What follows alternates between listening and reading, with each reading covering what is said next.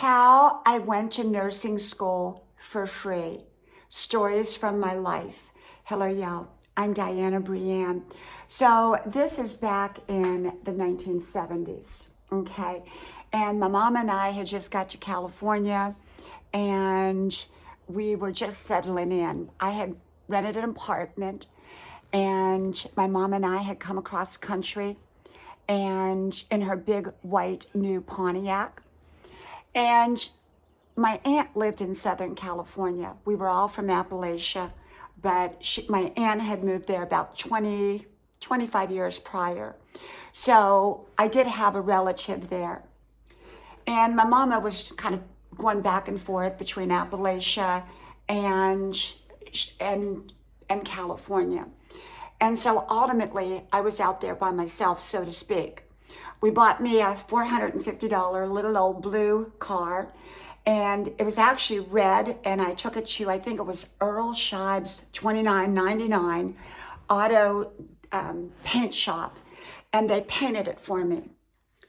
And so it was really, I don't know how great of a paint job it was or how great of a paint job that they could really do on a little old car like that, but sometimes the red showed through the blue. So the car didn't have any air conditioning or radio, and it was, not the most sporty looking car in the world. Anyhow, I had gotten a job as a receptionist. Now remember, I'm a teenager, never really having really worked. Well, I had worked as a hostess at a pizzeria, and that's another video. How I got my first job as a hostess in a pizzeria. But anyhow, out there, I got a job as a receptionist. And I lasted about 2 weeks on it. And then I decided I wanted something different. But I didn't know what I wanted. So that job was over, and I went on, and I went down to Newport Beach. Now, we were living in Long Beach at the time. And I drove down to Newport Beach, and I put a bunch of applications in some real nice restaurants. But those restaurants wouldn't hire me. And the reason they wouldn't hire me was because I was too young. I wasn't able to serve liquor because you had to be 21, and I was not anywhere near 21 at that point in time. And so I came back, and I was so disappointed. But prior to that, I was taking a class at a community college, and I'd already gone to some college already, but I went to a community college, was taking a class, and on the break, I sat down next to a lady from the class, and she suggested I become a nurse's aide. And so I looked around for all the nurse's aide school, but couldn't find any. So I found a nursing school. And so that was about 45 minutes to an hour away. And I went and applied. But it was very expensive and I couldn't afford it. So I went back home to the apartment. I sat on the bedroom floor and I said, Lord God, if you want me to go to nursing school, you're going to have to make a way. It'll have to be a miracle from you. So I'm letting go and letting God do this if you want it to be. So that was then I went down to Newport Beach looking for a job. And this is probably within a week or so. Well, while I was gone, the nursing school called and my mama was there. My mama answered the phone. We didn't have answering machines back then. And my mama answered the phone and they asked why I had not come back, that I had done really well on the testings. And so she said, well, Diana can't afford it. We can't afford it. She has to have a job to make a living.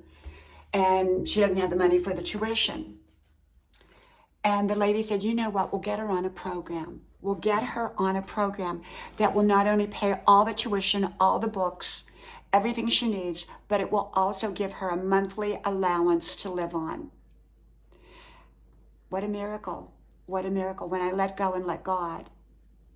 And so that was the beginning of my nursing school. That was the beginning of how I went to nursing school. So I started up there in my little old blue car, my $450 car, and that was on freeways, and I didn't feel very comfortable because the car was quite small. And so basically, I was in the class with a bunch of other people, and I met this woman who was kind of a manly woman, and she was married to another woman when it wasn't conventional to do so. But in California, people were more accepting. And there was another young man, and this woman lived in my area, and there was another man, and he had, I guess it was called OCD, obsessive compulsive disorder, panic attacks is what he had, combination. And so we all decided to ride together. So the manly woman would pull up in front of my apartment in this big, I called it a man-mobile. It was like a 65 Chrysler. And I'd get in, and the guy, the nice, really guy with the panic disorder, would be in the back seat. Well, he would throw up all the way and shout, pull over, pull over. You know, he had panic disorder when it came to getting on the freeway. So this went on every day over nursing school, and we rode together. We used to stop for coffee in the morning and get coffee, and after a while they began to think I was her girlfriend, and but she already had a wife. and so I went to nursing school, and then when I graduated, I went to work at a little rinky-dink hospital in the Long Beach area. And I didn't stay there, but I think I was there a little while. And then I remember what my nursing instructor had told me. She had told me, she said, Diana, you belong in Hollywood. You need to go to that big, prestigious hospital that's very famous and very well known, and go there and apply for a job. And so by then, I think I had a new little Toyota. Didn't have air conditioning, though, because I opted for air conditioning or a radio, and they said you can have one or the other back then, and I opted for a radio because I didn't have a radio in my other car, and I wanted a radio.